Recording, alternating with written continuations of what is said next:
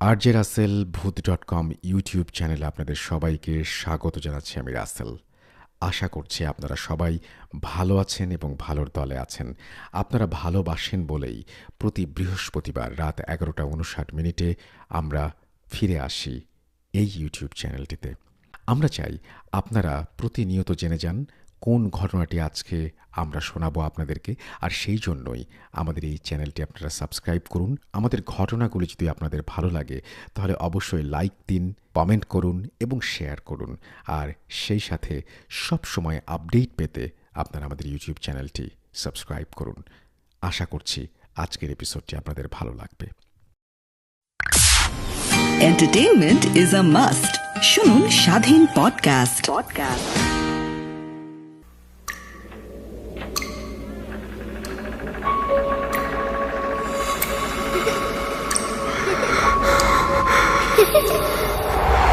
লুকোচুরি খেলবে? লুকোচুরি তুমি লুকাও, আমি ঠিকই তোমাকে খুঁজে পাবো।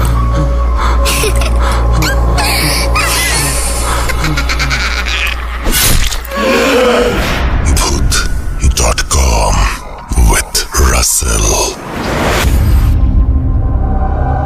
যেভাবে লেখা আছে আমি সেভাবেই পড়ছি। আসসালামু আলাইকুম রাসেল ভাই ও প্রিয় লিসেনার্স, আশা করি আপনারা সবাই আল্লাহর রহমতে সুস্থ আছেন, ভালো আছেন। আমি মোহাম্মদ সাবিত আলম, লিখছি ময়মনসিংহ বিভাগ থেকে। আমি বর্তমানে আপনাদের সকলের প্রিয় ভূত.com-এর একজন মডারেটর হিসেবে নিযুক্ত আছি। আজ আমি আপনাদের সামনে আবারও ফিরে এসেছি নতুন একটি ঘটনা নিয়ে। যে ঘটনাটি শেয়ার করতে যাচ্ছি সেটি আমার এক বড় ভাই তার খালামণির কাছ থেকে সংগ্রহ করেছি। ভাইয়ের সাথে আমার পরিচয় ভালো থাকার ফলে মাঝে মধ্যেই ওনার বাসায় যাওয়া আসা হয়। ভাইয়ের সাথে ভালো একটা সম্পর্কের সুবাদে আমার পরিচয় হয় ভাইয়ার খালামণির সাথে। শুরুতেই বলে রাখি যে ভাইয়ার খালামণি ও তার পরিবারের নাম প্রকাশে আপত্তি থাকায় এই ঘটনায় আমি যতগুলো নাম ব্যবহার করব তার সবগুলোই ছদ্মনাম।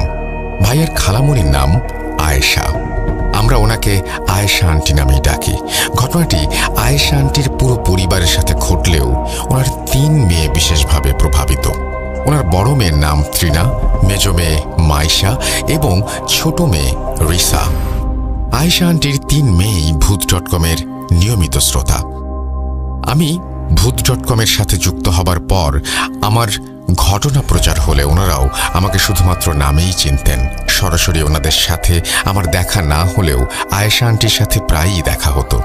এই তো কিছুদিন আগে আমার সেই বড় ভাইয়ার বাসায় তার জন্মদিন উপলক্ষে দাওয়াত পাই। সেখানে গিয়ে আবার দেখা হয় আয়েশা আন্টির সাথে। আন্টির সাথে দেখা হলে তিনি আমাকে বলেন আমি যেন খাবার খেয়েই চলে না যাই। ওনার নাকি আমার সাথে কিছু কথা আছে, এই বলে উনি আমাকে অপেক্ষা করতে বলেন। বাড়ির পুরুষদের আর অতিথিদের খাওয়ার পালা শেষ হবার পর বাড়ির মহিলারা খেতে বসেন।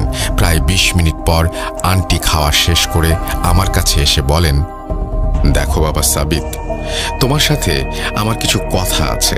আসলে তুমি তো ভূত.com-এর স্টোরি শেয়ার করো, তাই আমি চাচ্ছিলাম তোমার মাধ্যমে আমিও একটা ঘটনা শেয়ার করব। যদি তোমার কোনো সমস্যা না থাকে তাহলে আমার ঘটনাটি শুনতে পারো।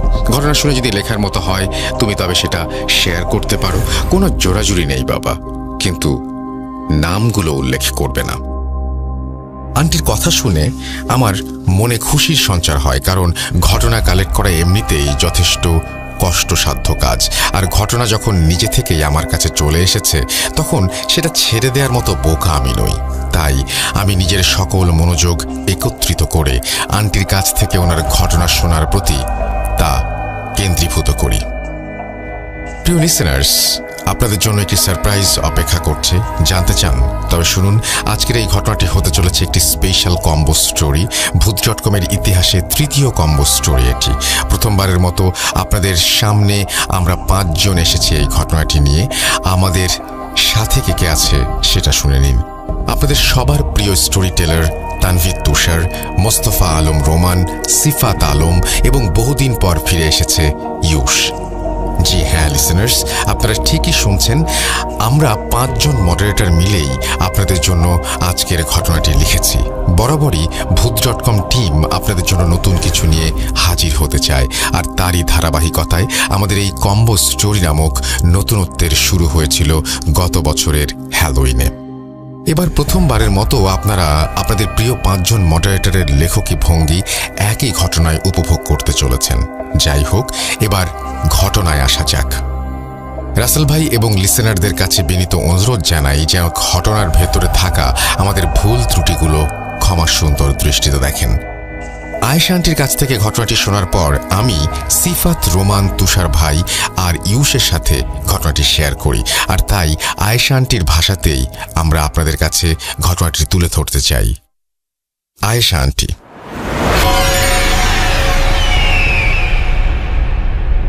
আমার নাম আয়েশা, পেশায় আমি একজন গৃহিণী। আমার হাজব্যান্ড একটি রেপুটেড কোম্পানিতে ম্যানেজার হিসেবে কর্মরত আছেন। আমার ঘটনাটি আসলে আমার 3 মেয়েকে কেন্দ্র করে। আল্লাহর অশেষ রহমতে আমার 3টি কন্যা সন্তান আছে। আমার বড় মেয়ের নাম ত্রিনা, মেজো মেয়ে মাইশা আর ছোট মেয়ের নাম রিশা।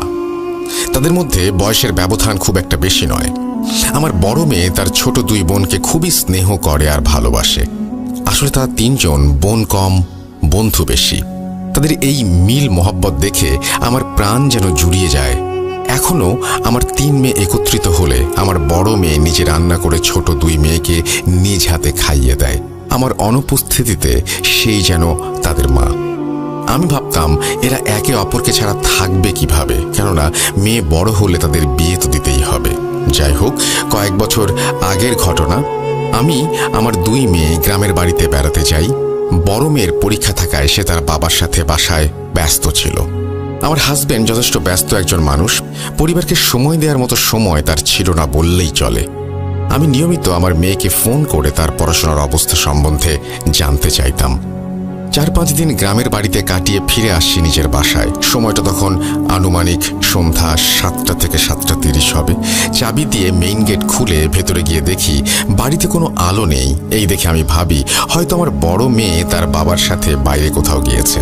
আমি মনে মনে ভাবি বাইরে গেলে তো আমার হাজবেন্ড আমাকে ফোন করে জানাবে, কি জানি হয়তো ভুলে গেছে। এটা ভেবে আমি ঘরের লাইট জ্বালাতেই দেখি আমার বড় মেয়ে ডাইনিং টেবিলের উপরে পা তুলে চেয়ারে বসে আছে। আমি রীতিমতো অবাক হয়ে যাই তার এই অবস্থা দেখে। এমন অবস্থায় আমি তাকে আগে কখনোই দেখিনি। আমি তাকে ধমক দিয়ে বলি, কিরে, বাসায় কয়দিন ছিলাম না আর সব আদব কায়দা ভুলে গেছিস? বেয়াদবের মতো এভাবে বসে আছিস, আর লাইট জ্বালাসনি কেন? আমার কথায় আমার মেয়ের মধ্যে কোনো প্রতিক্রিয়াই নাই। সে তার মতো চেয়ার থেকে উঠে নিজের রুমে চলে গেল। তার পেছন পেছন আমার বাকি 2 মেয়েও চলে গেল। বাড়ির অবস্থা দেখে আমার প্রচণ্ড রাগ হচ্ছিল, কেননা সব কিছু ছিল অগোছালো আর এলোমেলো। বাড়িতে প্রাপ্তবয়স্ক 3 জন মেয়ে থাকার পরেও যদি এমন অবস্থা হয় তাহলে সেটা মেনে নিতে সবারই কষ্ট হবে। আমি ঘরে ফিরে ফ্রেশ হয়ে গোছগাছ শুরু করে দেই। এদিকে রাতের রান্নাটাও করতে হবে। তাই ভেবে আমি আমার মেয়েদের ডেকে বলি তারা যা খেতে চায় তা নিয়ে রান্নাঘরে সবকিছু রেডি করে রাখি যেন রান্না করতে সুবিধা হয়। আমার ডাক শুনে মেজো মেয়ে মাইশা রান্নাঘরে চলে যায়। কিছুক্ষণ পর আমার বড় মেয়ের রুম থেকে চিৎকারের আওয়াজ ভেসে আসলে আমি দৌড়ে গিয়ে আমার ছোট মেয়ে রাইসাকে তার বড় বোন ত্রিনার ডান কানে থাকা দুল কামড় দিয়ে সজোরে টেনে ধরেছে দেখতে পাই, আর তারই ব্যথায় ত্রিনা চিৎকার করছে। এসব দেখে আমার রাগ চরমে পৌঁছে যায়, আর আমি রিশাকে চড় মেরে ওকে জিজ্ঞেস করি এই আচরণের কারণ কি। রিশা আমাকে কোনো উত্তর না দিয়ে ত্রিনার দিকে তাকিয়ে বলে, কেন এসেছিস? মহান হতে গুরুজি তোকে কেন যে মেরে ফেলেনি, ভালোই হয়েছে, এবার আমাদের হাতে তোর মরণ হবে। এই বলে রিশা তার মেজ বোন মাইশার দিকে তাকিয়ে ফিক করে হাসতে থাকে। মাইশাকেও দেখলাম মাথা ঝুঁকিয়ে হেসে চলেছে। ত্রিনাকে দেখলাম চোখ বড় করে রাগে একবার রিশা একবার মাইশার দিকে তাকিয়ে আছে। আমি রিশা আর মাইশাকে ত্রিনার রুম থেকে বের করে নিয়ে আসছিলাম, তখনই ত্রিনা বলে ওঠে, আল্লাহ ছাড়া কাউকে ভয় করি না, ওস্তাদের এই পাপের প্রায়শ্চিত্ত করতে এসেছি। কোরবানি দিতে হলে দেব, তবুও তোদের ভয় পাবো না। এই কথা শুনে রিশা ও মাইশা গজগজ করতে করতে যে যার রুমে চলে যায়। আমি কিছুই বুঝতে পারছিলাম না কি অবস্থা, কি হচ্ছে। এদিকে ত্রিনার জন্য ছেলে দেখা হচ্ছিল ওর বিয়ের জন্য। এখন সব সমস্যা আমি আমার পরিবার এফোর্ড করার মতো অবস্থায় ছিলাম না। আমি রিশার রুমে এসে ওকে জিজ্ঞেস করি সে কেন এভাবে বড় বোনের কানের দুল ধরে টানছিল, কিন্তু তখন সে কিছুই বলল না, আর কেমন যেন ব্যাপারটা এড়িয়ে গেল। শুধু সে বলল সে তার আপুর কাছে যাবে না। সেদিন আমার হাজবেন্ড ফিরে এলে আমি তাকে সবকিছু জানাই। আমি তার কাছ থেকে কোনো সিরিয়াসনেস আশা করিনি অবশ্য। যথারীতি আমার কথা শুনে সে উড়িয়ে দিল। এর পরের দিন আমি লক্ষ্য করি আমার বড় মেয়ের সাথে বাকি দুই মেয়ে কোনো কথাই বলছে না। আমার বড় মেয়েও ছোট বোনদের নিজের কাছে ডাকছে না। এসব দেখে আমি খুবই অবাক হতে থাকি। কিছুদিন আগে যাদের মধ্যে এত মিল ছিল তারা আজ হঠাৎ এমন কেন হয়ে গেল তা আমি কিছুতেই ভেবে পাচ্ছিলাম না। আস্তে আস্তে অবস্থার অবনতি ঘটতে থাকে। আমার কোনো মেয়েই একজন আরেকজনকে সহ্য করতে পারছিল না। প্রতিদিনই কিছু না কিছু ঘটেই চলেছে। সারাদিন ঝগড়া করেও মাঝে মাঝে সেটা মারামারির পর্যায়ে চলে যেত।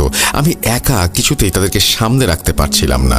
তাদের মধ্যে হুট করে কেমন যেন হিংসার সঞ্চার হয়।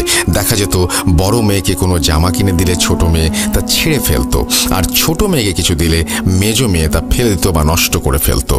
খাবার টেবিলে বসেও ঝগড়া করতো তারা। এমনও হয়েছে আমার বড় মেয়ে খাবার ভর্তি প্লেট ছুঁড়ে মেরেছে তার বোনদের দিকে। অন্যদিকে আমার মেজো মেয়ে মাইশা তার আপুকে বাথরুমে আটকে তার রুমের দরজা বন্ধ করে চলে গেছে। সারাদিন তার দেখা না পেয়ে তার রুমের সামনে গিয়ে দেখি বাইরে থেকে লক করে দেয়া রুম। রুমে ঢুকে দেখি বাথরুমের দরজা বাইরে থেকে লক। দরজা খুলে দেখি তৃণা অজ্ঞান হয়ে বাথরুমের ফ্লোরে পড়ে আছে। পেছন ফিরে মাইশাকে ডাকতে যাব, তখন দেখি মাইশা আমার পেছনেই দাঁড়ানো। বোনের এই অবস্থা দেখে সে দিব্যি হাসছে। আমি একাই তৃণাকে বিছানায় নিয়ে যাই। তার জ্ঞান ফিরে এলে তাকে কে আটকে রেখেছিল জিজ্ঞেস করি, কিন্তু সে কিছুই বলে না। ব্যাপারটা এমন হয়ে গিয়েছিল যেন তারা ভেতরে ভেতরে একে অপরকে যেভাবে পারে ক্ষতি করতে চাইছে, কিন্তু কাউকে তা বুঝতে দিতে চাইছে না।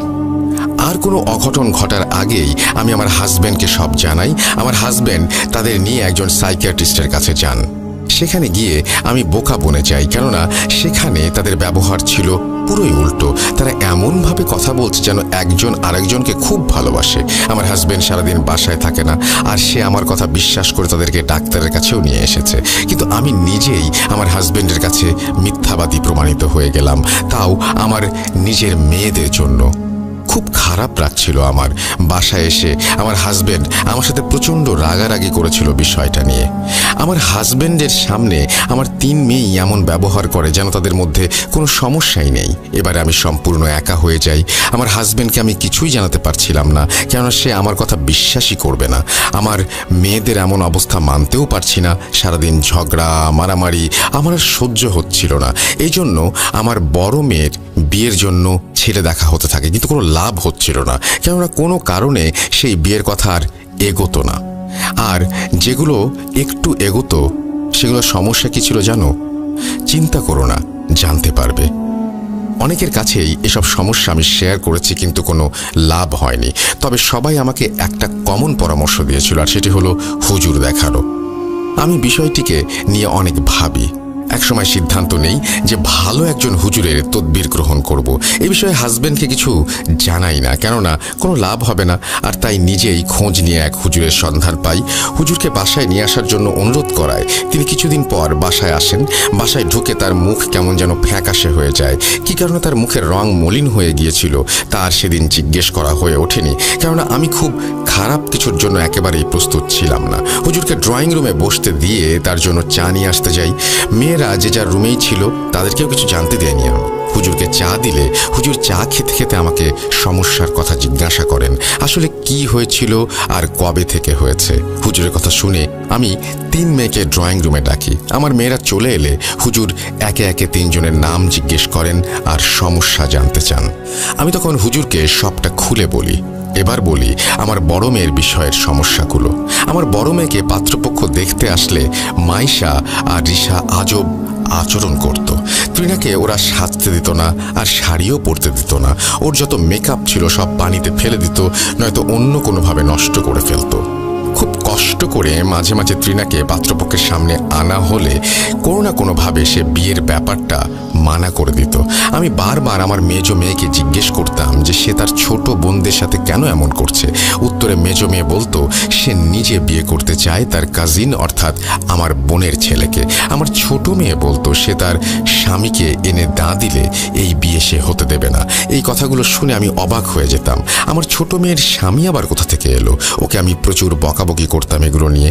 মাইশা যখন তার কাজিনকে বিয়ে করতে চাইতো তখন আমার বড় মেয়ে তৃণা মাইশার উপর রেগে গিয়ে বলতো ওকে বিয়ে করার চেয়ে মরে যা, এই বিয়ে আমি হতে দেব না। আমার এই কথাগুলো শুনে হুজুর আমাকে 3 গ্লাস পানি আনতে বললেন। আমি 3 গ্লাস পানি এনে দিলে হুজুর গ্লাসের পানিতে কিছু একটা পরে ফু দেন আর একটা সাদা কাগজ বের করে সেই কাগজে কিছু আয়াত লিখে একে একে আমার 3 মেয়ের সামনে ধরেন কাগজের লেখা পড়াবার জন্য। লেখা পড়ার পর আমার 3 মেয়ে 3 গ্লাসের পানি খেলে হুজুর তাদের জিজ্ঞাসা করেন, আপনারা কবে থেকে আপনাদের সাথে কি হচ্ছে আমাকে একটু খুলে বলুন। আমি কিন্তু জানি এখানে কে কে আছে, ভয় নেই, আমাকে খুলে বলুন। ওরা কিছু করতে পারবে না, বলুন আল্লাহর ওয়াস্তে।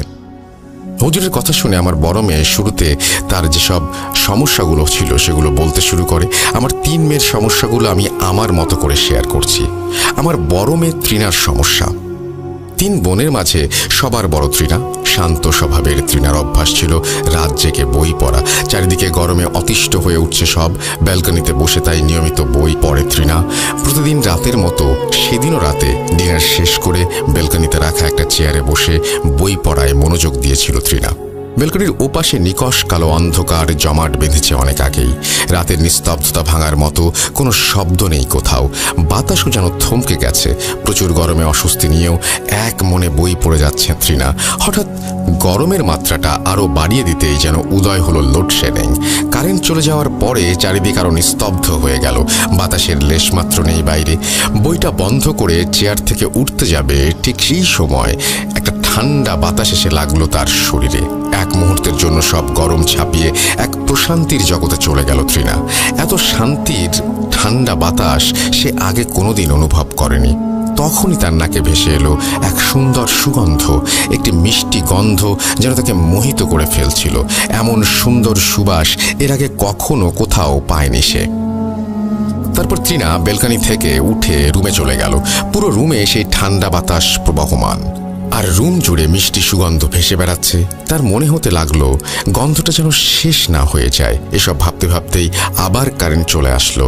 ঠিক যতটা দ্রুততার সাথে সেই ঠান্ডা বাতাস তার ঘ্রাণটা এসেছিল, কারেন্ট আসার পরে ঠিক তত দ্রুতই সেটা মিলিয়ে গেল। সেদিন রাতে আর পড়ায় মনোযোগ দিতে পারল না তৃণা। শরীর কেমন যেন ভার মনে হতে থাকলো তার। সে বই রেখে ঘুমিয়ে পড়ল। গভীর রাতে ঘুমের মাঝে তার মনে হতে লাগলো কেউ ফিস ফিস করে তার কানে কিছু একটা বলছে। একটা সুর একইভাবে কিছু বলছে। সে নাকি চাইলেও সজাগ হতে পারছিল না, আর ভালো করে বুঝতেও পারছিল না তার কানে কে কি বলছে।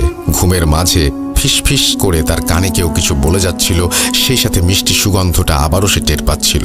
এরপর পাখিদের কিচিরমিচির শব্দে ঘুম ভেঙে গেল তার। চোখ মেলে তাকাতেই সে নিজেকে ব্যালকনির চেয়ারে আবিষ্কার করলো। চারিদিকে ভোরের আলো আর পাখিদের ডাক। সে অনেক অবাক হলো। তার স্পষ্ট মনে আছে সে ব্যালকনি থেকে উঠে রুমে গিয়ে শুয়েছিল। তাহলে এখানে আসলো কি করে? সে ভাবলো হয়তো ঘুমের মাঝে উঠে এসে বসেছে, কিন্তু তার মনে পড়লো তার তো ঘুমের মাঝে হাঁটাহাঁটি করার কোনো সমস্যা নেই। তৃণা মনের ভুল ভেবে ব্যাপারটা উড়িয়ে দিল। কিন্তু সমস্যা হলো যখন সে টানা 3 দিন এই সমস্যার সম্মুখীন হলো। প্রতিদিন নিয়ম করে রাতে একবার লোডশেডিং, আর পুরো রুমে ঠান্ডা বাতাসের সাথে সেই পরিচিত মিষ্টি সুগন্ধ।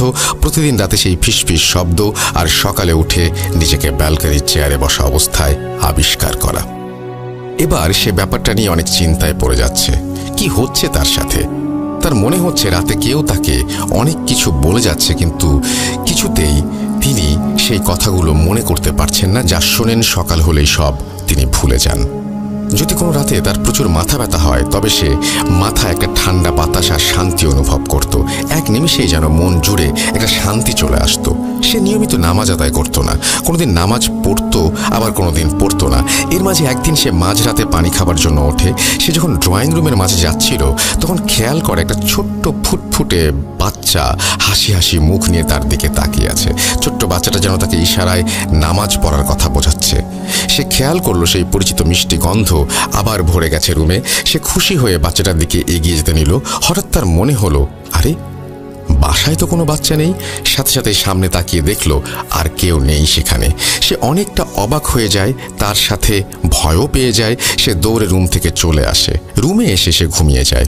ঘুমের মাঝে সে আবার সেই ছোট বাচ্চাটিকে স্বপ্নে দেখে।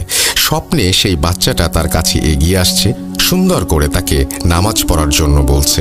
বাচ্চাটা চারপাশ থেকেই সেই সুন্দর মিষ্টি গন্ধ ছড়িয়ে পড়ছে চারপাশে। সে বাচ্চাটাকে ধরতে যাবে, এমন সময় হঠাৎ ঘুম ভেঙে যায় তার। সে খেয়াল করে বিছানায় সে শুয়ে ঘুমোচ্ছে, কিন্তু তার রুমে সেই মিষ্টি গন্ধটা রয়ে গেছে। সে এরপর কয়েক রাত একই স্বপ্ন দেখতে শুরু করে। সেই ছোট্ট বাচ্চাটা আসে তার স্বপ্নে আর তাকে নামাজ পড়তে বলে। এভাবে কিছুদিন যাওয়ার পর তার সাথে শুরু হয় আরও কিছু অদ্ভুত ঘটনা।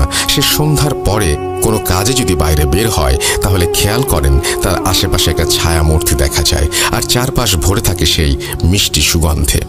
তার সাথে থাকা কেউ সুগন্ধ পায় না, আবার ছায়া মূর্তিটাকেও দেখতে পায় না।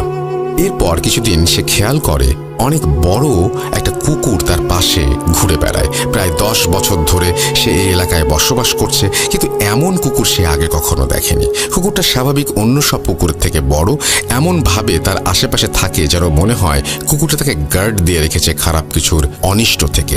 এমন সব অদ্ভুত ঘটনা চলতে থাকে, তার জীবন বয়ে যেতে থাকে। এর সঠিক কোনো ব্যাখ্যা সে দাঁড় করাতে পারে না। এবার আসি আমার মেজো মেয়ে মাইশার সমস্যার কথায়। আমার মেজো মেয়ে মাইশা ও একটু হাস্যোজ্জ্বল আর সরল প্রকৃতির মেয়ে। বড় বোনের মতোই সবার দায়িত্ব নিতে জানে, লেখাপড়ার চাপ সামলে পরিবারের সকলের খেয়াল রাখা আর সুযোগ পেলে বাড়ির কাজে আমাকে সাহায্য করাটা ওর একটা অভ্যাসে পরিণত হয়। কিন্তু হঠাৎ করেই আমার মেয়েটা কেমন যেন বদলে যেতে থাকে। ওর হাসি মাখা মুখটা দিন দিন মলিন হয়ে যাচ্ছিল, কারোর সাথে ঠিকভাবে কথা বলছিল না, খাওয়া দাওয়া কমিয়ে দিয়েছিল। মাঝে মাঝেই দেখতাম মাঝরাতে পুরো বাড়ি ঘুরে বেড়াচ্ছে আর বিড়বিড় করে কি যেন সব বলছে। আমি পেছন থেকে ডাক দিতেই তাড়াহুড়া করে নিজের ঘরে চলে যেত। প্রথমে ভেবেছিলাম রাতে ঘুম আসছে না, তাই হয়তো একটু হাঁটাহাঁটি করছে, কিন্তু দিন দিন ওর এই আচরণগুলো আমার কাছে অদ্ভুত লাগতে শুরু করে। বিধায় একদিন আমি নিজেই ওর কাছে গিয়ে ওর মাথায় হাত বোলাতে বোলাতে মন খারাপের কারণটা জিজ্ঞেস করি, কিন্তু আশানুরূপ কোনো উত্তর পাই না। সেদিন আমি ওকে আর কিছু জিজ্ঞেস করিনি। সবারই একটা পার্সোনাল স্পেস প্রয়োজন। ও আমার সাথে মন খুলে সমস্যার কথা বলবে, আমি না হয় শুনবো। এই ভেবে 2-1 দিন অপেক্ষার পর আমার ভাবনাটি যেন সত্যি হয়। মাইশা নিজে থেকেই আমার কাছে আসে, কারণ একজন মানুষ কিভাবে একটা ছায়ার সাথে বন্ধুত্ব হতে পারে এই ব্যাপারটা সে বলতে শুরু করে। কিন্তু বোধহয় তার কথাগুলো একটু বেশি অবিশ্বাস্য মনে হচ্ছিল। আদৌ কি সম্ভব? কিন্তু মাইশার অবস্থাটা ছিল ঠিক এমনই। আচ্ছা, আমি না হয় ওর মতো করে এই ব্যাপারটা বুঝিয়ে বলি। মাইশা, মা, জানি না তুমি কিভাবে বুঝতে পেরেছো আমি এই কয়েকদিন যাবৎ কিছু সমস্যা ফেস করছি, কিন্তু এটা সত্যি। এই কয়েকদিন আমি নিজেই অদ্ভুত কিছু সমস্যার সম্মুখীন হয়েছি এবং হচ্ছি। তুমি জানো মা, এই এক সপ্তাহ ধরে আমি এক অদ্ভুত অভিজ্ঞতা তার অনুভূতির মধ্যে দিয়ে কাটাচ্ছি। জানি না তোমাকে কিভাবে বুঝিয়ে বলবো, কিন্তু আমি তোমাকে সবটা বলতে চাই। গত সপ্তাহে আমার একটা ক্লাস টেস্ট ছিল, বিধায় আগের দিন রাতে পড়া শেষ করে ঘুমোতে ঘুমোতে একটু দেরি হয়ে যায়। সময়টা হয়তো তখন রাত 2টা বা 2:30। কিছুটা ক্লান্ত ছিলাম বলেই হয়তো বিছানাতে শোয়ার সাথে সাথেই ঘুমিয়ে পড়ি, কিন্তু হঠাৎ রুমের মাঝে কারো হাঁটাহাঁটির আওয়াজে আমার ঘুম ভেঙে যায়। আধো চোখে আমি তাকিয়ে কাউকে দেখতে না পেয়ে যখনই চোখটা বন্ধ করি, ঠিক তখনই আবার খালি পায়ে কারো হাঁটার আওয়াজ পাই। আমি আবারও চোখ খুলে সবটা দেখার চেষ্টা করি, কিন্তু রুমের ভেতরে কাউকে দেখতে পাই না। অদ্ভুত ঘটনাগুলোর সূত্রপাত বলতে গেলে ওই রাত থেকেই। তারপর প্রায় প্রতি রাতেই আমি আমার রুমে অদৃশ্য কিছুর উপস্থিতি টের পেতে থাকি। পরশু রাতে এক অদ্ভুতভাবে আমার রুমের বাইরে দুটো কাক অনবরত ডেকেই চলেছে। আমি রুমে ঢুকলেই ওরা ডাকতে শুরু করে। ওই দিন রাতে আমি একটা কালো ছায়া আমার রুমের মাঝে দেখতে পেয়েছিলাম। আধো আধো চোখ, যতটা বুঝতে পারছিলাম ছায়াটা আমাকে ডাকছিল, কিছু একটা বলতে চাইছিল। মাঝে মাঝে আমি যখন কাঁথা মুড়ি দিয়ে শুয়ে পড়তাম তখন মনে হতো আমার চারপাশে কেউ হেঁটে বেড়াচ্ছে আর চারিদিকে ভূমিকম্প হচ্ছে। মনে হতো আমার বিছানাটাকেও প্রচণ্ড জোরে নাড়া দিচ্ছে। তাই কদিন যাবৎ রাতে ঠিকমতো ঘুমোতেও পারছি না। একদিন সন্ধ্যায় গোসল করতে গিয়ে ওয়াশরুমে ভেন্টিলেটরে বিভৎস চেহারার একজনকে দেখতে পেয়েছিলাম। চেহারাটা দেখে ভয় পেয়েছিলাম, কিন্তু কাউকে কিছুই বলতে পারিনি। মাইশার কথাগুলো শুনে আমি হতভম্বের মতন বসেছিলাম, কি বলছে ও এসব? এমনটা আবার হয় নাকি? আমি অলৌকিক ব্যাপার স্যাপার আগে থেকেই বিশ্বাস করি না, কারণ আমি নিজে কখনো এইসবের বিষয়ের সম্মুখীন হইনি বা কখনো কারো কাছ থেকে শুনিনি। তাই মাইশাকে এগুলো তার মনের ভুল বলে সান্ত্বনা দিতে শুরু করি। কিন্তু মাইশা আমার কথা মানতে নারাজ। তার দাবি সে সত্যিই এই সমস্যাগুলোর সম্মুখীন হচ্ছে এবং এটা একদমই তার মনের ভুল নয়। যা হোক, এই বিষয়টা নিয়ে আমাদের মাঝে ছোট্ট কথা কাটাকাটির এক পর্যায়ে মাইশা রাতের বেলায় একা একা ঘরের ভেতর হাঁটাহাঁটির ব্যাপারটা আমার মাথায় আসে। আমি ভেবেছিলাম ও অদ্ভুত বিষয় নিয়ে ভাবছে বিধায় রুমে একা থাকতে ভয় পাচ্ছে। আমি ওকে মাঝরাতে এক ঘর থেকে অন্য ঘরে ঘোরাঘুরির ব্যাপারটা জিজ্ঞেস করলে একটু অবাক হয়ে যায়। ও নাকি এরপরে কিছুই জানে না, বরং ও আমাকে বলে যে রাতে আমি ঘুমিয়ে যাবার পর ফজরের আজানে যখন ঘুম ভাঙে তখনও আমি নিজেকে রান্নাঘরে ময়লার ঝুড়ির সামনে দেখতে পাই। এরকমটা নাকি বেশ কয়েকবার হয়েছে ওর সাথে। কিন্তু এটা কিভাবে সম্ভব? ছোটবেলা থেকে ও তো স্লিপ ওয়াকিং এর সমস্যা নেই, তাহলে হঠাৎ করে এখন কেন এই সমস্যা দেখা দেবে? আর ও বারবার ময়লার ঝুড়ির সামনেই যাবে কিভাবে? আর সবচেয়ে বড় কথা হলো, ওকে ঘোরাঘুরি করতে দেখে পেছন থেকে ডাক দিয়ে দৌড়ে চলে যেত কেউ। তাহলে কি আমি ঘুমিয়ে পড়ার পর এমনটা হতো? ব্যাপারটা আমার মাথায় হালকা টোকা দিলেও আমি তখন বিষয়গুলো বিশ্বাস করতে পারছিলাম না। তাই আবারও মাইশাকে সান্ত্বনা দিতে থাকি, কিন্তু মাইশা আমার ওপর একটু অভিমান করেই রুম থেকে বেরিয়ে যায়। এই ঘটনাগুলোর বর্ণনা একটু কষ্টকর। হঠাৎ করেই মাইশা বদলে যেতে থাকে, বাসার সবার সাথে কথা বলার পরিমাণ কমিয়ে দেয়, এমনকি আমার সাথে আস্তে আস্তে কথা বলা কমিয়ে দেয়। আমি মাঝে মাঝে কিছু জিজ্ঞেস করলে চুপ হয়ে থাকতো। সপ্তাহখানেক যাওয়ার পরে ওর শরীরের অবস্থার অবনতি দেখে আমার চোখ পড়ে। মাইশা দিন দিন শুকিয়ে যাচ্ছিল আর ওর চেহারার উজ্জ্বলতা হারিয়ে যাচ্ছিল। আমি এত সুন্দর ফর্সা মেয়েটার গায়ের রং হঠাৎ করে বদলে কেন যেতে থাকে এটা নিয়ে খুব চিন্তা করতে থাকি। দিন দিন কালো হয়ে যাচ্ছিল আর মেজাজটাও খিটখিটে হয়ে যাচ্ছিল। আমি ভাবলাম সেদিন ওর কথাগুলো বিশ্বাস না করায় ও হয়তো আমার উপরে কিছুটা অভিমান করেছে, ঠিকমতো খাওয়া দাওয়া করছে না, তাই ওকে ডেকে আদর করতে চেয়েছিলাম। কিন্তু ওর রুমে গিয়ে যা দেখি তা ছিল শরীর শিউরে ওঠার মতো। সেদিন আমি দেখেছি, তা একটু পর বলছি। তার আগে একটা অদ্ভুত বিষয় শেয়ার করি। মাইশার সাথে এই সমস্যা চলাকালীন আমার বড় মেয়ে তৃণার তখনও সমস্যার সৃষ্টি হয়নি। ঝামেলার শুরু হয় তৃণার এঙ্গেজমেন্টের দিন। ওই দিন বাড়িতে অনেক মেহমান আর আত্মীয় স্বজন এসেছিলেন। বরপক্ষের লোকেরা ছিলেন। আমি, আমার হাজব্যান্ড রান্নার দিকটা সামলাচ্ছিলাম আর আমি আওয়াজটা ভালোভাবে বুঝতে পারছিলাম ওটা আমার মেজো মেয়ের কণ্ঠ। আমি দৌড়ে তৃণার রুমে গিয়ে যেন বাকরুদ্ধ হয়ে গিয়েছিলাম। আমার মেজো মেয়ে মাইশা, আমার ছোট মেয়ে রিশা প্রচণ্ড ক্ষিপ্ত এবং তারা তৃণার উপরে হাত উঠাচ্ছে, তার মেকআপ নষ্ট করে দিচ্ছে আর চুল টিনে ছিঁড়ে ফেলার মতো ব্যবস্থা করছে। দৃশ্য দেখে আমার মাথায় যেন আর কোনো কিছু আসছিল না। কি করব ভেবে পাচ্ছিলাম না, কারণ তিন বোনের এত মিল, তিনজনই তিনজনকে অসম্ভব ভালোবাসে। সেখানে তারা নিজেরাই একজন আরেকজন বোনকে সাজিয়ে দেবে, অর্থাৎ একজন আরেকজনের দায়িত্ব পালন করবে, অথচ তার বদলে এমন দৃশ্য মেনে নেওয়া অসম্ভব।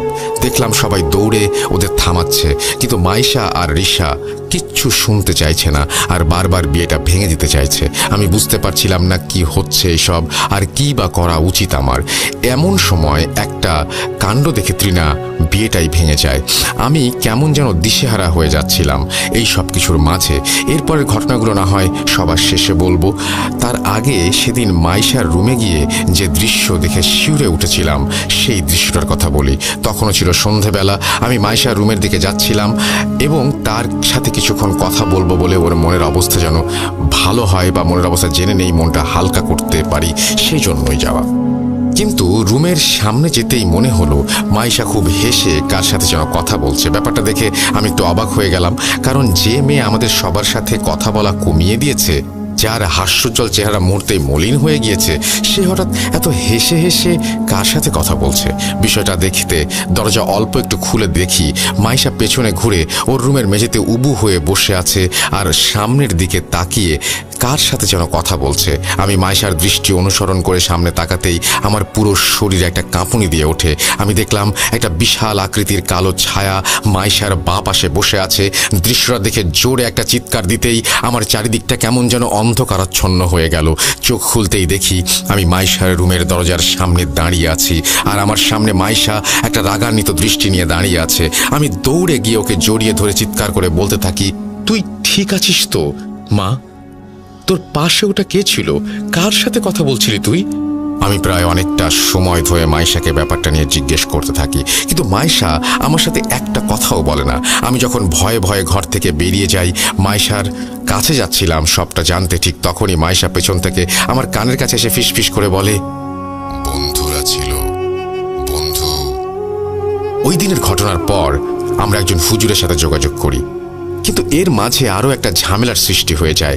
মাইশা হঠাৎ করেই জেদ ধরে বসে আমাদের সেই রিলেটিভের ছেলেটাকে বিয়ে করার জন্য। ওই ছেলেটা, যার ব্যাপারে আমার এলাকার মানুষের কাছ থেকে বাজে কিছু তথ্য পেয়েছি। এত সব কিছু জানার পরেও মাইশার এমন আচরণ মোটেও কাম্য ছিল না আমাদের কাছে, কিন্তু কোনোভাবেই এই বিয়ে নিয়ে বারণ সে শুনতে রাজি না। এক পর্যায়ে আমি আর ওর বাবা মিলে অন্য জায়গায় ওর বিয়ের কথা ঠিক করতে থাকি।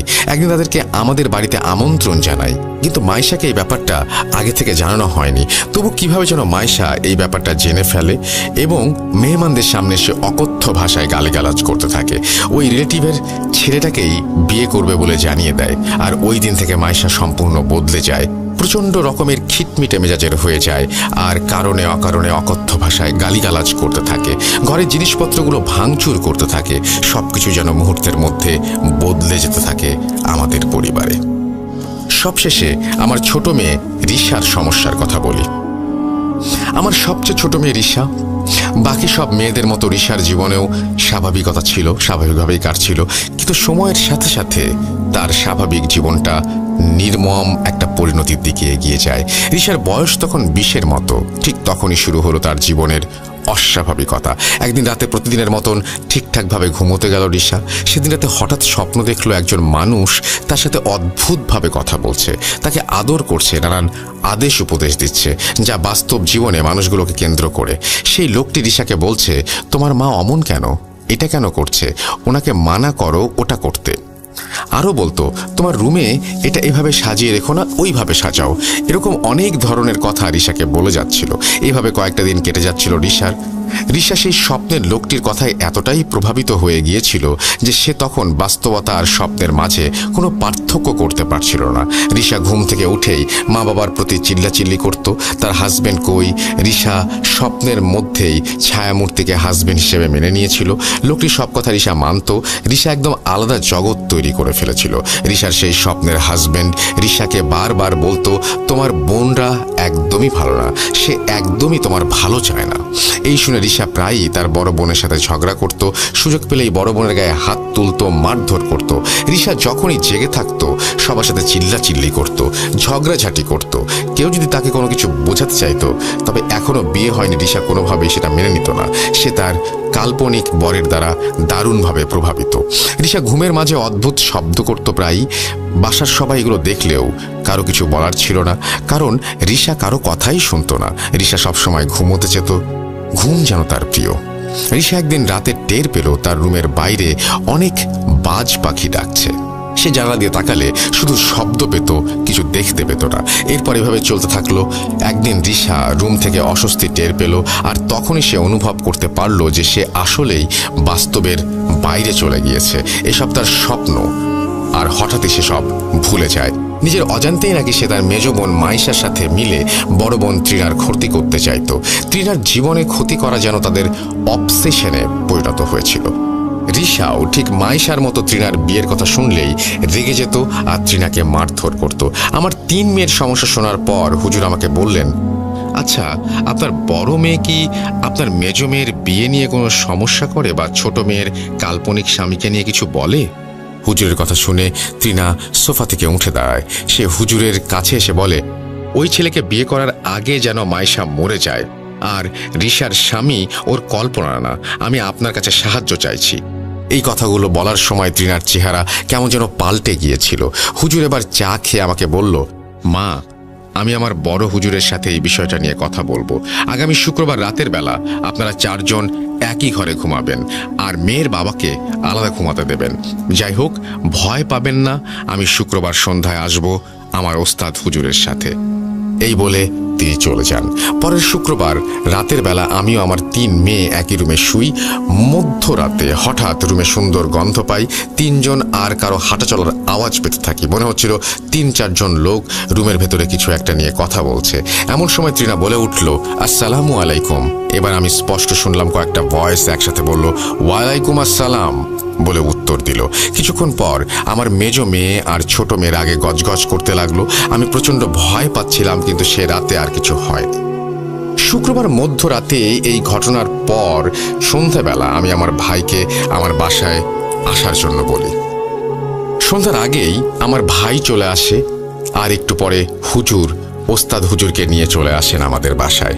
আমার ভাই, আমরা 3 জন, 3 মেয়ে, 2 জন হুজুর সোফায় বসে। হুজুর বলেন, এখান থেকে আমার ওস্তাদ বিষয়টা দেখবেন, আমি ওনার সাথে সমাধানে কাজ করব, কিন্তু সমস্যা কি সেটা ওস্তাদ বলবেন। ওস্তাদ হুজুরের সমস্যাগুলোর বর্ণনা যেভাবে দিয়েছেন সেভাবে উপস্থাপন করা হলো।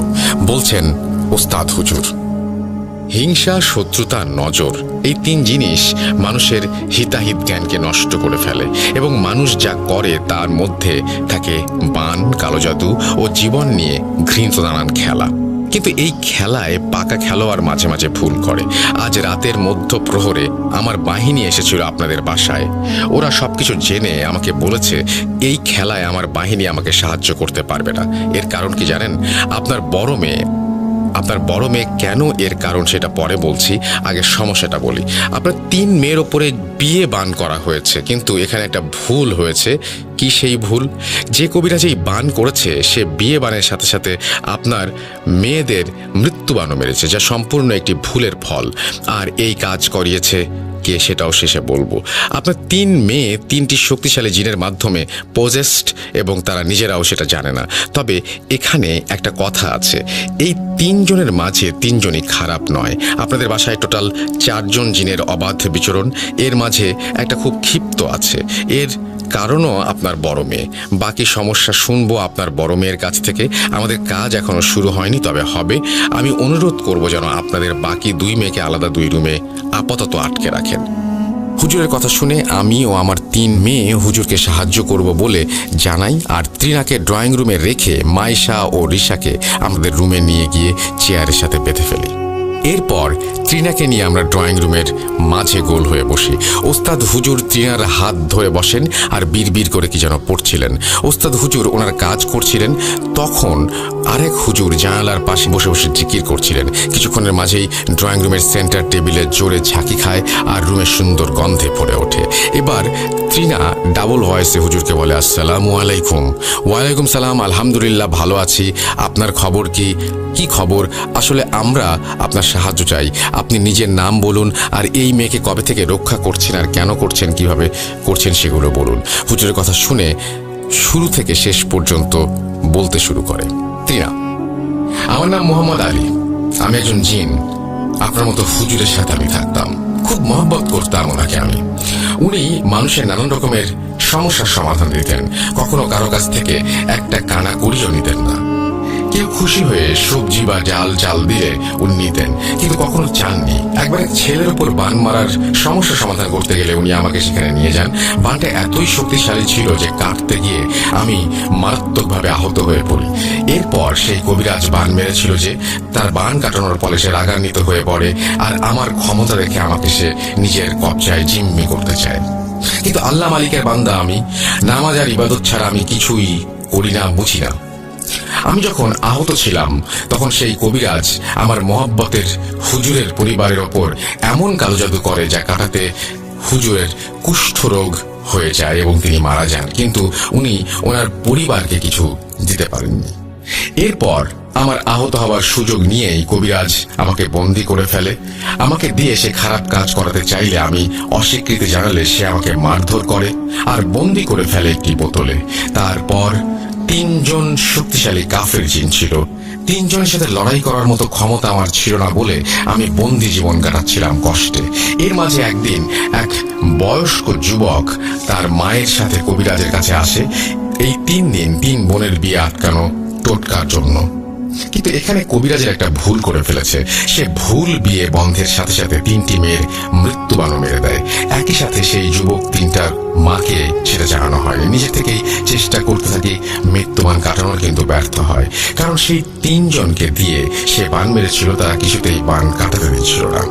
কবিরাজ বুঝতে পারে টাকার বদলে সে কত বড় ভুল করেছে। শেষমেশ সে আর একবার চেষ্টা করতে গেলে সেই জিন রাগের বশবর্তী হয়ে কবিরাজকে আত্মরা করে ফেলে। এরপর কবিরাজ আমি যেই বোতলে ছিলাম সেই বোতল ভেঙে ফেলে আর আমাকে বলে, আমাকে মাফ করে দিস আলী, আমি জাহান্নামী হয়ে গেছি আগে থেকেই। কিন্তু নিজের ভুলে কারো জীবন চলে যাক সেটা আমি চাই না। আমার জীবনে অনেক পাপ পুণ্য হয়ে গেছে। 3 জন মেয়েকে রক্ষা করা একটা পাপ থেকে পারলে মুক্তিরই সমান। এই কথা বলে কবিরাজ ইহজীবন ত্যাগ করে। কবিরাজের জন্য আমার মায়া ছিল না, আমার মায়া ছিল আমার মোহাব্বতের হুজুরের ওপরে। উনি আমাকে শিখিয়েছেন যে কারো ক্ষতি হচ্ছে এমন দেখে তাকে যেন সাহায্য করি। আমি মুক্ত হয়ে হুজুরের কবর জিয়ারত করে বাসায় আসি, বড় মেয়ের সাথে জড়িয়ে যাই আর তার শরীরে প্রবেশ করি। বিশ্বাস করেন আমি ওর শরীরে নিজের জন্য প্রবেশ করি না, আমি প্রবেশ করেছি যেন শয়তান জিনগুলোর মাঝে কেউ এই মেয়ের শরীরে প্রবেশ করতে না পারে। বাকি 2 জনের শরীরে ইতোমধ্যে 2 জন কাফের জিন প্রবেশ করেছে। এই মেয়েদের শরীরে যদি 3য় জন প্রবেশ করে তবে তাদের মৃত্যু অনিবার্য। ছোট মেয়ের কল্পনা শক্তি একজন কাফের জিন নিয়ন্ত্রণ করে এখন, তাই সে জিনকে তার স্বামী ভাবছে। এটা কল্পনা না, এটা জিনের কাজ। আমাকে সাহায্য করুন। তৃণার মুখ থেকে এই সব কথা শুনে আমি সহ উপস্থিত সবাই অবাক হয়ে যাই আর চোখে পানি গড়িয়ে পড়তে থাকে। আমাদের হুজুর বলেন, এই সেই কারণ যে কারণে আমার বাহিনী এখানে আসবে না। একজন আল্লাহর বান্দা জিন এখানে উপস্থিত, আর গত রাতে তারা এই জিনকে সাহায্য করে গেছে সেই কাফেরদের সাথে লড়াই করার জন্য। আর আপনার বড় মেয়ের শরীরে থাকা জিন আমার বাহিনীকে ওয়াদা করিয়েছে যে তারা যেন না আসে, কারণ এই লড়াই তার একার। হুজুরের কথার মাঝে কিছুক্ষণ পর মাইশা ও রিশার ঘর থেকে জিনিসপত্র ভাঙার আওয়াজ আসতে লাগলো। হুজুর তৃণাকে বললেন, আলী এখানেই থাক, ওদের নিয়ে আসি, আজের বিহিত করে যাব ইনশাল্লাহ। এরপর আমরা মাইশা রিশাকে এনে তৃণার সামনে বসাতেই 2 বোন মিলে তৃণাকে অকথ্য ভাষায় গালাগালি করতে থাকে। এরপর হুজুর মাইশা ও রিশাকে শান্তভাবে বলেন, তোদের 3য় ব্যক্তি কোথায়? মাইশা রিশা তখন বলল, বাইরে, ও আসছে, অপেক্ষা করো, ও আসছে। আমরা কেউ এই কথার মানে বুঝতে পারিনি। কিছুক্ষণ পর আমরা বুঝতে পারি আসলে 3য় ব্যক্তিটি কে। 3য় ব্যক্তিটি আর কেউ নয়, আমার হাজব্যান্ড। আমার হাজব্যান্ড 3য় কাফের জিনের মাঝে পজেসড হয়ে গিয়েছিল। সেই জন্য মাইশা ও রিশা তাদের বাবার সামনে কখনো কোনো ঝামেলা করত না। হুজুর বলেন যে ওনার ওপর ভর করে কোনো লাভ নেই, তাই ওনার শরীরে শয়তান থাকতে পারবে না, বের করছি ওকে। এই বলে হুজুর আমার হাজবেন্ডের মাথায় হাত বুলিয়ে দোয়া পড়তে থাকলে সে মেঝেতে অজ্ঞান হয়ে পড়ে যায়, আর ভাইকে নিয়ে হাজবেন্ডকে তার রুমে গিয়ে তাকে শুইয়ে দেয়। এরপর হুজুর বান কাটানোর জন্য কাজ করতে থাকেন। হুজুর 10 মিনিটের রুমের লাইট অফ করে এর মাঝে তৃণাকে বলেন, আলী এই মেয়ের শরীরে শয়তান আসতে পারবে না, তুমি বানের তাবিজ নিয়ে এসো, সময় কম। এরপর লাইট অফ করার কিছুক্ষণ পর হঠাৎ রুমে ধাম করে একটা শব্দ হয়। লাইট জ্বালিয়ে মাটি থেকে সদ্য তুলে আনা 15টি তাবিজ আমরা খুঁজে পাই। হুজুর সেই তাবিজ নষ্ট করে ফেলে। এরপর হুজুর আমাকে বলেন, আপনার ভাই ছাড়া বাকি সবাই এই রুম থেকে চলে যান। আমরা রুম থেকে বেরিয়ে আসি। ড্রয়িং রুম থেকে যেন গরম বাতাস বেরিয়ে গেল, মনে হচ্ছিল ভূমিকম্প হওয়ার আগে ধস্তাধস্তি শুরু হয়েছে। শুনে আমার মেরুদণ্ড দিয়ে শীতল বাতাস বইতে লাগলো। আমি তৃণার ভেতর থাকা সেই জিনের কণ্ঠ শুনতে পেলাম। ডাবল ভয়েসে সে বলছে, যখন কয়েকটা জীবন বিপন্ন হয় তখন একটা কোরবানি দিয়ে জীবন বাঁচানো গেলে সেই কোরবানি সম্মানের। আমি কোনো খুন করিনি, এমন এক কাফের শয়তানকে মেরেছি যে মানুষের জীবন নিতে চেয়েছিল, আমাকে মাফ করে দিন হুজুর। এরপর চিৎকার করে বলতে লাগলেন, মা পানি আনুন জলদি। এরপর আমি পানি নিয়ে গেলে দেখি তৃণা মেঝেতে পড়ে আছে, আমার দিকে তাকিয়ে আছে আর কষ্টে ছটফট করছে। আমার বাকি 2 মেয়ে মেঝেতে অজ্ঞান অবস্থায় পড়েছিল। হুজুর আমাকে বললেন আমি যেন তৃণাকে কোলে তুলে ওকে পানি খাইয়ে দেই। তৃণা পানি খেয়ে আমাকে ডাবল ভয়েসে বলল, মা আমাকে মাফ করে দিয়েন, আমি আপনার মেয়ের শরীরে অনুমতি না নিয়েই প্রবেশ করেছিলাম, কিন্তু আল্লাহর রহমতে একজন কাফেরকে আমি মেরে ফেলেছি আর বাকি 2 জন হুজুরের কাছে বন্দী। এখন আর কোনো সমস্যা হবে না ইনশাআল্লাহ। আমিও মারা যাচ্ছি, তিনজনের সাথে লড়াই করার ক্ষমতা আমার ছিল না। আল্লাহর দয়ায় আর হুজুরের সহযোগিতায় আমি পেরেছি। আমাকে মাফ করে দিয়েন আর আমার জন্য দোয়া করবেন। আসসালামু আলাইকুম। এই বলে তৃণা অজ্ঞান হয়ে যায় আর সেই ভালো জিন মারা যায়। সেই বিয়ে বান আসলে আমার নিজের এক আত্মীয় মেরেছিল, যেন আমার মেয়ের অন্য কোথাও বিয়ে হতে না পারে এবং সে যেন তার ছেলেকেই বিয়ে করে। আমার বড় মেয়ের শরীরে ভালো জিন থাকার ফলে সে আশা সফল হয়নি, তাই সে আবার মেজ মেয়ে মাইশার দিকে নজর দিয়েছিল। আর এই জন্য মাইশা ওই ছেলেকে বিয়ে করতে চাইতো, আর আমার বড় বোনের মেয়ে আমাদের বলতো এই বিয়ে সে হতে দেবে না। আসলে এই ছেলের পরিবার অনেক আগেই বড় মেয়েকে বিয়ের প্রস্তাব দিয়েছে, কিন্তু আমি মানিনি, কারণ ছেলের চরিত্র আচার আচরণ কোনোটাই ভালো ছিল না, যার ফলে রাগের বশবর্তী হয়ে এই কাজ করেছিল যারা, তাদের জন্য এতটুকু ভোগান্তি আমাদের। আমি আমার পরিবারের বিরুদ্ধে কোনো স্টেপ নিতেও পারিনি, কারণ এগুলো প্রমাণ হয় না, প্রমাণ করা যায় না। আপনি তখন লড়াই করতে পারবেন যখন শত্রুকে দেখাতে পারবেন। এমন কারোর সাথে কি লড়বেন যাকে আপনি দেখতেই পান না? তাদের সাথে সম্পর্ক ছিন্ন হয়ে গিয়েছিল। আল্লাহর রহমতে আমার 3 মেয়েরই খুব ভালো বিয়ে হয়েছে। আমার বড় মেয়ে তৃণা এখন প্রেগন্যান্ট। খুব জলদি সুখবর পেতে যাচ্ছি আমরা ইনশাআল্লাহ। আল্লাহর শুকরিয়া আদায়ের পাশাপাশি আলী নামক সেই জিনের কাছে কৃতজ্ঞ আমরা, যে তার বন্ধু হুজুরকে ভালোবাসতো আর আমার মেয়েদের জন্য নিজের জীবন কুরবানি দিয়েছে। আপনারা সবাই আমাদের জন্য দোয়া করবেন, আলীর জন্য দোয়া করবেন। এই বলে আয়েশা আন্টি তার ঘটনা শেষ করেছেন। ধন্যবাদ আন্টিকে। তো প্রিয় লিসেনার, কেমন লাগলো আমাদের আজকের এই কম্বো স্টোরি? ভালো বা খারাপ যাই লাগুক, ধৈর্য নিয়ে ঘটনাটি শোনার জন্য আপনাদেরকে আন্তরিকভাবে ধন্যবাদ জানাচ্ছি। রাসেল ভাইকে ধন্যবাদ জানাচ্ছি কষ্ট করে ঘটনাটি পড়ার জন্য। আরও একবার সবার সুস্থতা কামনা করে আজ বিদায় নিচ্ছি। সাবিত, সিফাত, রোমান, তুষার এবং ইউশ। আরও নতুন কোনো উইকে নতুন কোনো ঘটনা নিয়ে আবারও ফিরে আসবো ইনশাআল্লাহ। ততদিন পর্যন্ত ভালো থাকুন, সুস্থ থাকুন, ভূত.com-এর সাথে থাকুন। সাবিত ফ্রম ময়মনসিং। আসসালামু আলাইকুম। ওয়ালাইকুম সালাম। এবং আমি বিশ্বাস করি আপনাদের কাছেও এরকম ঘটনা আছে, সেই ঘটনাগুলো লিখে পাঠিয়ে দিন আমাদের কাছে। আমাদের ইমেল অ্যাড্রেস হচ্ছে russell.booth.com@gmail.com। আপনার ঘটনার অপেক্ষায় আমরা চলে যাই আমাদের পরবর্তী ঘটনায়।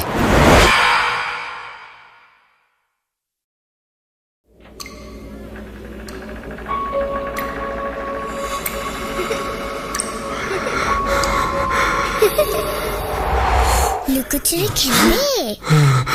লুকোচুরি?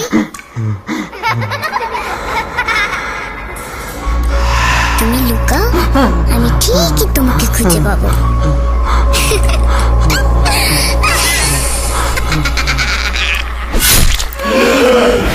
Booth.com with Russell। আরও একবার আপনাদের সবাইকে স্বাগত জানাচ্ছি। আমি রাসেল। আশা করছি ভালো আছেন, ভালোর দলে আছেন। RJ Russell Booth.com ইউটিউব চ্যানেলে আপনাদের সবাইকে স্বাগতম। আজকে নতুন একটা ঘটনা নিয়ে উপস্থিত হয়েছে আপনাদের সামনে, যে ঘটনাটি আপনারা আগে কখনো শোনেননি। এবং সেভাবেই আপনারা জানেন যে আমরা ইউটিউবে এখন রেগুলার নতুন ঘটনা দিচ্ছি। আপনাদের সাপোর্টটা খুব বেশি প্রয়োজন। এখনও আপনারা অনেকেই শুনছেন কিন্তু সাবস্ক্রাইব করছেন না আমাদেরকে। সুতরাং সাপোর্ট যদি না করেন তাহলে আমরা সামনে এগিয়ে যাব কীভাবে? সুতরাং চাইবো যে আপনারা আমাদের ইউটিউব চ্যানেলটিকে সাবস্ক্রাইব করুন এবং আমাদেরকে সবসময় ফলো করুন, কমেন্ট করুন এবং থামস আপ দিয়ে আমাদেরকে উৎসাহিত করুন। তাহলেই আমরা আরও দ্রুত গতিতে সামনের দিকে এগিয়ে যেতে পারবো। এখন কথা না বাড়িয়ে সরাসরি চলে যাব ঘটনায়। আশা করছি যে আজকের এই ঘটনাটি আপনাদের ভালো লাগবে। যদি ভালো লাগে অবশ্যই আমাদের জানাবেন, আর যদি ভালো না লাগে সেটাও আমাদেরকে জানাবেন। আমি চাইবো যে প্রথম থেকে শেষ পর্যন্ত আমাদেরকে শুনবেন। আপনারা কমেন্ট ইউটিউবে অনেক কম করেন, আমি চাইবো যে আপনারা কমেন্টটাও করেন।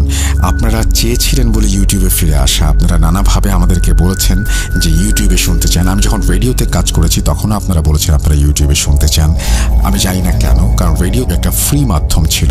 হয়তো একবার শুনে সেখান থেকে হারিয়ে যেত, অর্থাৎ একবার শোনার পরে আর শোনা যেত না। সে কারণেই হয়তো আপনারা চেয়েছিলেন যে ইউটিউবে যেন শোগুলোকে রাখা হয়। আমি যখন স্বাধীনে শো করতে গেলাম তখনও আপনাদের সে একই প্রস্তাব। আসলাম ফিরে আপনাদের কথায়, কিন্তু কথা রাখতে হবে আপনাদেরও, সাপোর্ট দিতে হবে আমাকে। যদি আপনারা সাপোর্ট দেন ডেফিনেটলি এই যাত্রাটা অনেক সুন্দর হবে। আমরা চলে যাচ্ছি আমাদের প্রথম ঘটনায়। আশা করছি ভালো লাগবে আপনাদের। যেভাবে লেখা আছে আমি সেভাবেই শুরু করছি। আসসালামু আলাইকুম রাসেল ভাই, আমি রায়হান আহমেদ বলছি গোপালগঞ্জ কাশিয়ানী থেকে। কেমন আছেন জানতে চাইব না, এ কথা আমি বলবো না, কারণ সবাই বলে এই কথা। আমি না হয় একটু ভিন্ন ধরনের কথাই বললাম। কেমন আছেন আপনি? আমি আলহামদুলিল্লাহ সবসময় ভালোর দলে। আমি ভূত FM 2016 থেকে শুনে আসছি, কিন্তু কখনো কোনো ঘটনা পাঠানো হয়নি। অনেক দিন ধরে ঘটনা পাঠাবো মনে করছি, কিন্তু পাঠানো হয় না। আজকে ঘটনাটি লিখেই ফেললাম। প্রথমে চেয়েছিলাম স্টুডিওতে এসে শেয়ার করব, কিন্তু আমার অনার্স প্রথম বর্ষের এক্সাম হবার কারণে সেটা করা হলো না। প্রথমেই বলে রাখি, লেখার ভুল ত্রুটি ক্ষমা সুন্দর দৃষ্টিতে দেখবেন। বেশি কথা না বাড়িয়ে সরাসরি ঘটনায় চলে যাওয়া ভালো। মূল ঘটনায় যাওয়ার আগে শ্রোতাবন্ধুদের বুঝতে যেন সুবিধা হয়, ঘটনার সম্পৃক্ত আনুষাঙ্গিক কিছু কথা বলে রাখা প্রয়োজন। আমার বয়স তখন 6 বছর। ঠিক তখন থেকে ঘুমের ভেতর বিছানা থেকে উঠে বাইরে চলে যাওয়ার অভ্যাস ছিল আমার। যেদিন আমি এমনটা করতাম, ঠিক তখন থেকে 2-3 দিন আমাকে কোথাও খুঁজে পাওয়া যেত না। আবার 2-3 দিন পরে রাতে আমাকে আমার বিছানায় ঘুমন্ত অবস্থায় পাওয়া যেত। যখন আমি ঘুমের ভেতর বাইরে যেতাম, তার পূর্বে আমার কাছে মনে হতো কেউ আমাকে খুবই মায়াবী এবং দরদ ভরা কণ্ঠে ডাকছে, আর আমি তার সঙ্গ দেওয়ার জন্য নিজের অজান্তেই ঘুমের ভেতরে চলে যেতাম। এভাবে কিছুদিন যাবার পর আম্মু, আব্বু এবং নানু মিলে আমাকে একটা বড় হুজুরের কাছে নিয়ে যায়। আমাকে দেখে হুজুর কিছু সময় চুপ থেকে বলে, এই সমস্যাটা ওর 14 বছর হওয়ার আগ পর্যন্ত ঘটতে থাকবে। যদি ওকে কোনো প্রকার চিকিৎসা দেয়া হয়, তাহলে চিরতরে ওকে হারাতে হতে পারে।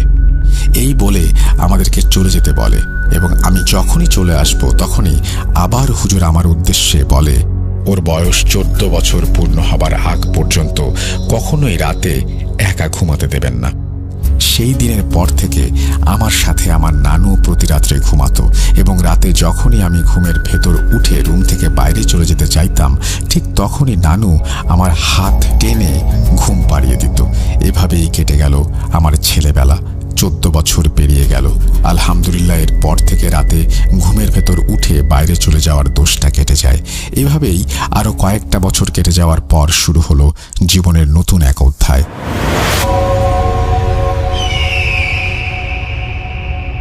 2019 সালের দিকে কোনো এক রাতে আমাদের বাড়িতে অনেক মেহমান আসার ফলে আমি আমার এক বন্ধুর বাড়িতে ঘুমাতে যাওয়ার পরিকল্পনা করি, এবং বন্ধুকে বলেও রাখি আজকে রাতে তার সাথে ঘুমাবো। বন্ধুর নাম ছিল আমিদ। যেহেতু বাড়ি ভর্তি মেহমান ছিল, তাই সবার সাথে গল্প এবং আড্ডা দিয়ে রাতের খাবার খেয়ে বাড়ি থেকে বের হতে হতে আনুমানিক রাত 12টা 15 থেকে 20 হয়ে যায়। এলাকার রাস্তাঘাট ছোটবেলা থেকেই পরিচিত, তাই চাঁদনি রাতে মোবাইলের ফ্ল্যাশ লাইট জ্বালানোর প্রয়োজন মনে করি না। কোনো কিছু না ভেবেই হাঁটা শুরু করি আমিদের বাড়ির উদ্দেশ্যে। আমাদের বাড়ি থেকে আমিদের বাড়ি যেতে 5-6 মিনিটের রাস্তা।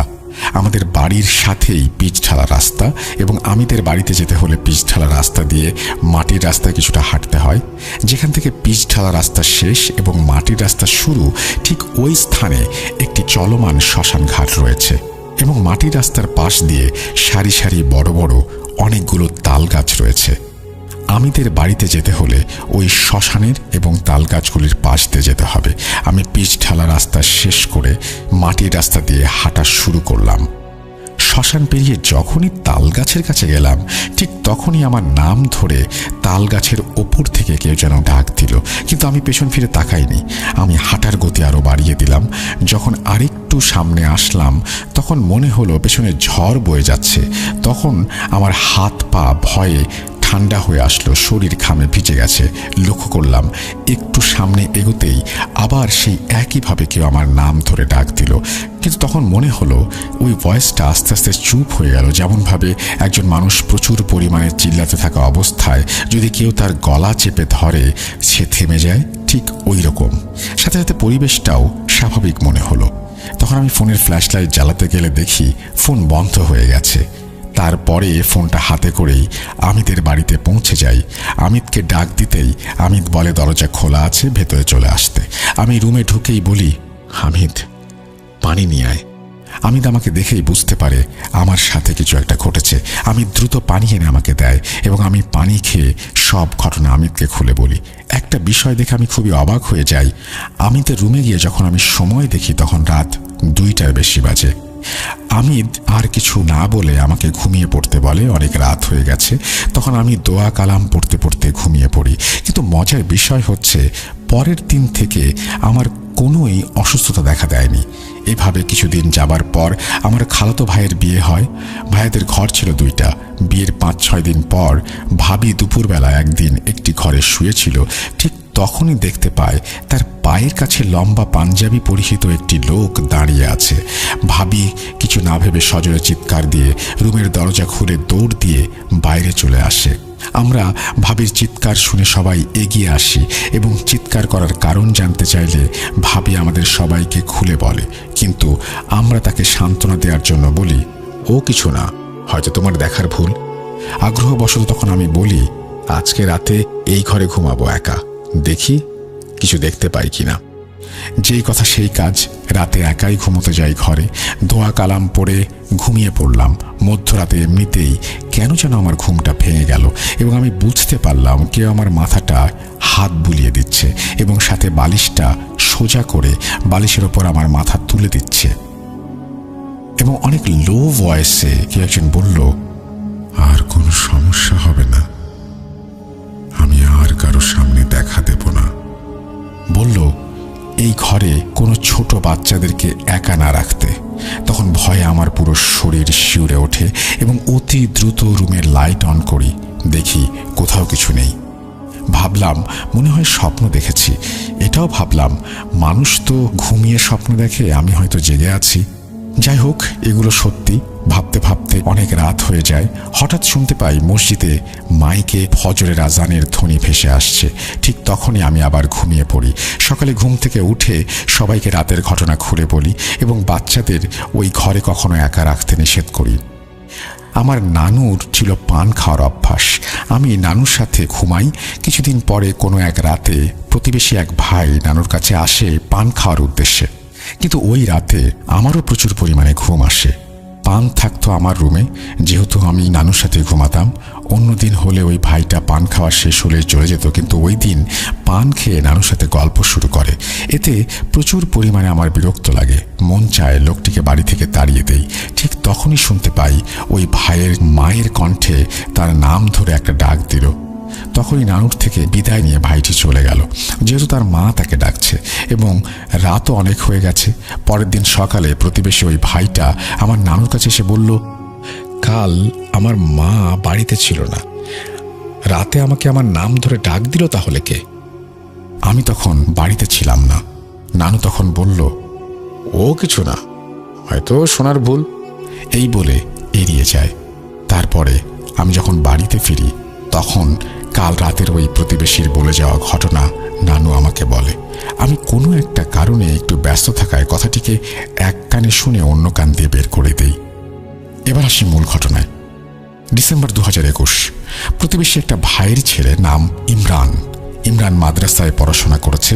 মাদ্রাসা বন্ধ থাকার কারণে ইমরান বাড়িতে আসে। 2-1 দিন পর ইমরান আমাকে বলে, কাকু চলো আজকে রাতে মাছ ধরতে যাই। আমি ইমরানকে বললাম, আমাদের বিলে তো মাছ তেমন পাওয়া যাচ্ছে না, মাছ পেতে হলে পাশের বিলটাতে যেতে হবে, কিন্তু ওই বিলে শ্মশানঘাট আছে, তাই দুজনে যাওয়াটা ঠিক হবে না। ইমরান বলল, কোনো সমস্যা নেই কাকু, আমি মাদ্রাসায় পড়ি, তুমি জানো তো ভূত পেতনি আমাকে দেখে পালায়, ভয় পাওয়ার কোনো কারণই নেই, চলো দুজনে আজকে ওই বিলে মাছ ধরতে যাব। এক পর্যায়ে আমিও যেতে রাজি হয়ে গেলাম এবং আনুমানিক 8টার দিকে আমি এবং ইমরান লাইট, ফুলকচি, ট্যাডা নিয়ে বেরিয়ে পড়ি। আমাদের বাড়ি থেকে ওই বিলটা যেতে 30-35 মিনিট লাগে। তো আমি একটা সময় পৌঁছে গেলাম বিলে। আমি ইমরানকে বলে রাখলাম ওই পরিত্যক্ত শ্মশানঘাটের দিকে যাব না এবং সবসময়ই একসাথে থাকবো। ইমরান বলল, ঠিক আছে। কিছু সময় ধরে আমরা তেমন মাছ পাচ্ছিলাম না।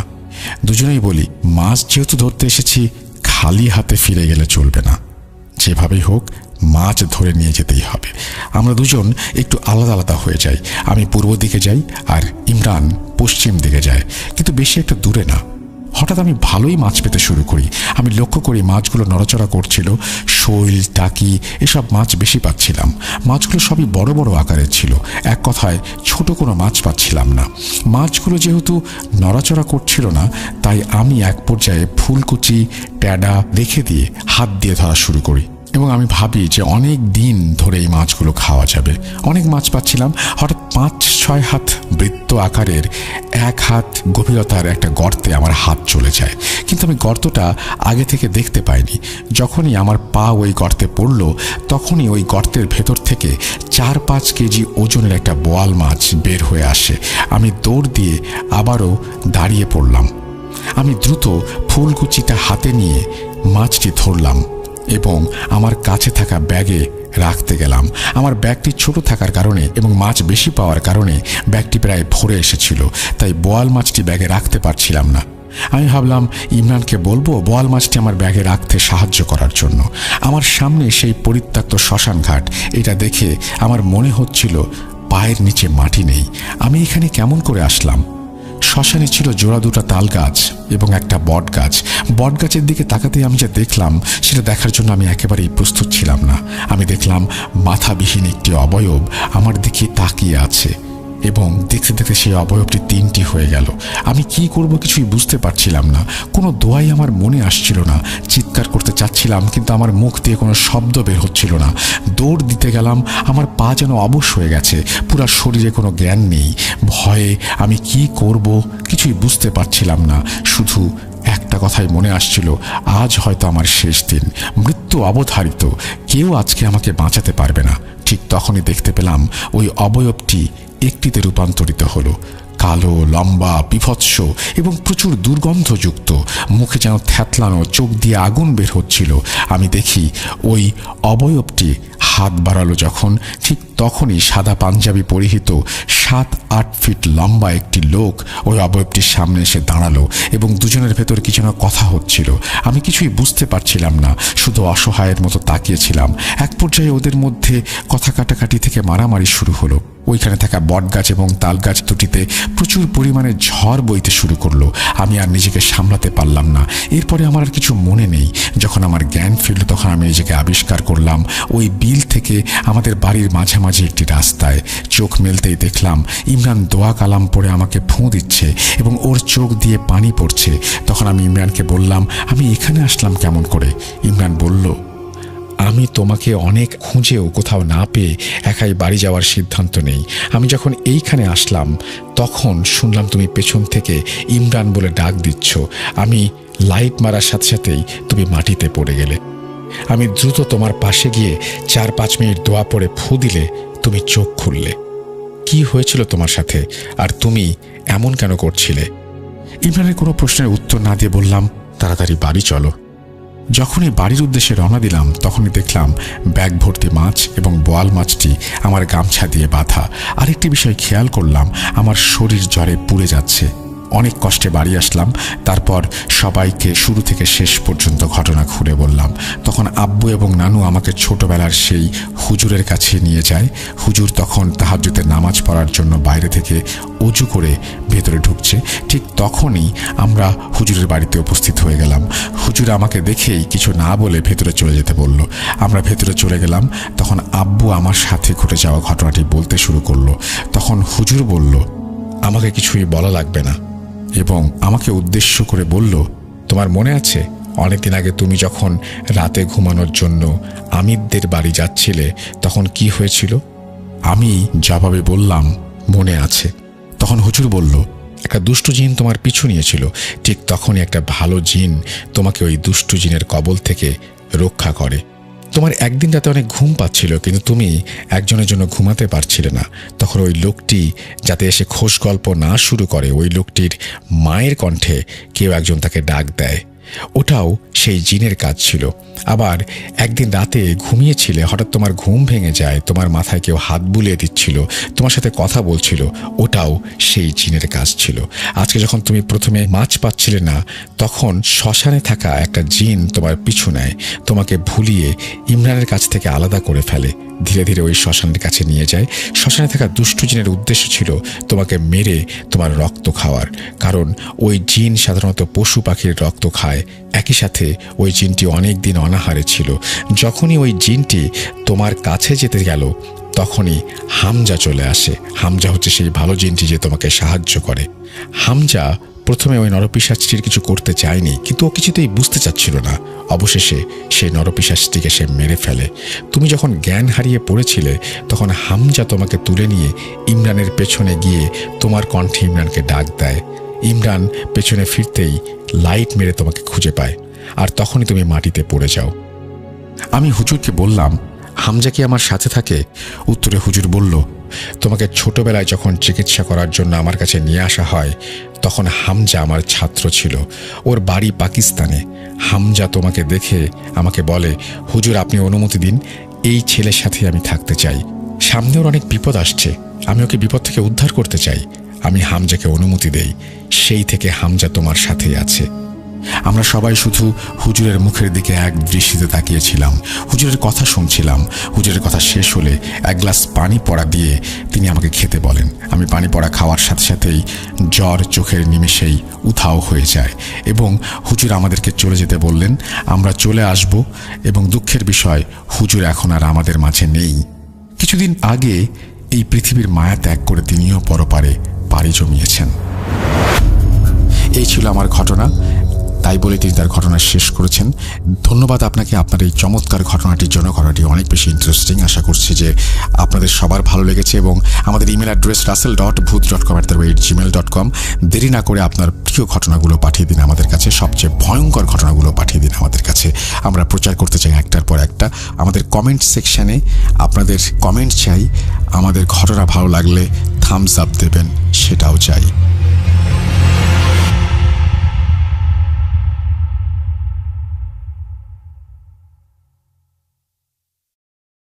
Welcome back. আপনাদের সবাইকে অনেক অনেক ধন্যবাদ এতক্ষণ পর্যন্ত আমাদের সাথে থাকার জন্য। অনেক অনেক শুভকামনা রইল। সব সময় এই ইউটিউব চ্যানেলটি সম্পর্কে আপডেট পেতে আমাদের ইউটিউব চ্যানেলটিকে সাবস্ক্রাইব করুন। আশা করছি আমরা একসাথে অনেকটা পথ হাঁটব। আজকের মতো এখানেই বিদায় নিচ্ছি। সবাই ভালো থাকুন, সুস্থ থাকুন, মোস্ট ইম্পর্ট্যান্টলি ভূত.com-এর সাথে থাকুন। আল্লাহ হাফেজ।